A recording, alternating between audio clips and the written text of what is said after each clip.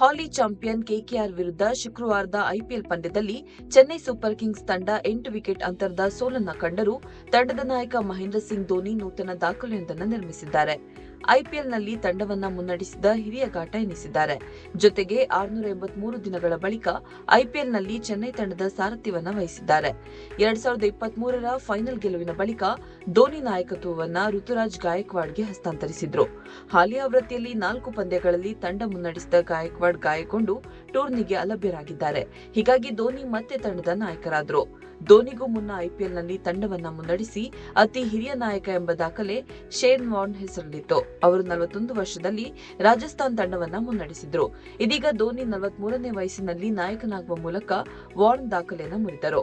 Dhoni IPL ತಂಡವೊಂದರ ನಾಯಕತ್ವವನ್ನು ವಹಿಸಿದ ಮೊದಲ ಅನ್ಕ್ಯಾಪ್ಡ್ ಆಟಗಾರ ಎಂಬ ದಾಖಲೆಯನ್ನು ನಿರ್ಮಿಸಿದ್ದಾರೆ.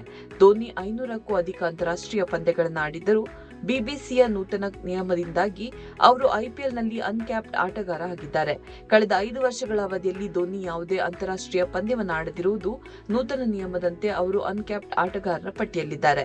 ಶುಕ್ರವಾರ ಎಂಎ ಚಿದಂಬರಂ ಸ್ಟೇಡಿಯಂನಲ್ಲಿ ನಡೆದಿದ್ದ ಐಪಿಎಲ್ನ 25ನೇ ಪಂದ್ಯದಲ್ಲಿ ಟಾಸ್ ಸೋತು ಬ್ಯಾಟಿಂಗಿಗೆ ಇಳಿಸಲ್ಪಟ್ಟ ಚೆನ್ನೈ ಬ್ಯಾಟಿಂಗ್ ಮರೆತವರಂತೆ ಆಡುವ ಮೂಲಕ 9 ವಿಕೆಟ್ಗೆ ಕೇವಲ 103 ರನ್ ಗಳಿಸಲಷ್ಟೇ ಶಕ್ತವಾಯಿತು. ಕೆಕೆಆರ್ ಈ ಸಣ್ಣ ಮೊತ್ತವನ್ನು 10.1 ಓವರ್ಗಳಲ್ಲಿ ಕೇವಲ 2 ವಿಕೆಟ್ ನಷ್ಟಕ್ಕೆ 107 ರನ್ ಬಾರಿಸಿ ಅಧಿಕಾರಯುತ ಗೆಲುವನ್ನು ಸಾಧಿಸಿತು.